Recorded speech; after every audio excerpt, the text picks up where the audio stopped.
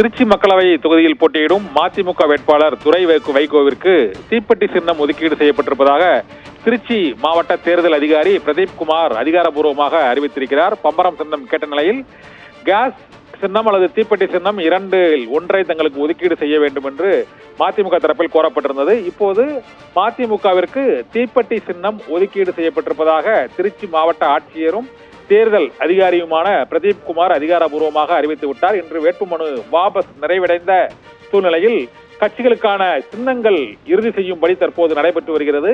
இதன்படி திருச்சியில் மதிமுக வேட்பாளராக போட்டியிடும் துரை வைகோ தீப்பெட்டி சின்னத்தில் போட்டியிடுவார் என்று திருச்சி மாவட்ட ஆட்சியர் அறிவித்து விட்டார். இதே போல சிதம்பரம் தொகுதியில் போட்டியிடும் சிதம்பரம், விழுப்புரம் தொகுதிகளில் போட்டியிடும் விடுதலை சிறுத்தைகள் கட்சியின் வேட்பாளர்களுக்கு பானை சின்னம் ஒதுக்கீடு செய்யப்படும் என்று அரியலூர் மாவட்ட ஆட்சியர் அதிகாரப்பூர்வமாக அறிவித்து விட்டார். இதனால் அவர் அரியலூர் மாவட்ட ஆட்சியர் இன்னும் சற்று நேரத்தில் அதிகாரப்பூர்வமாக அறிவிக்க இருக்கிறார்.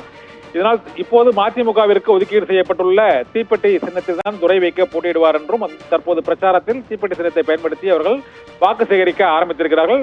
மதிமுகவிற்கும் இதே போல பானை சின்னம் ஒதுக்கீடு செய்யப்படும் என எதிர்பார்க்கப்படுகிறது. அரியலூர் மாவட்ட ஆட்சியர் இன்னும் சற்று நேரத்தில் அந்த சின்னத்தை அதிகாரப்பூர்வமாக அறிவிப்பார் என எதிர்பார்க்கப்படுகிறது.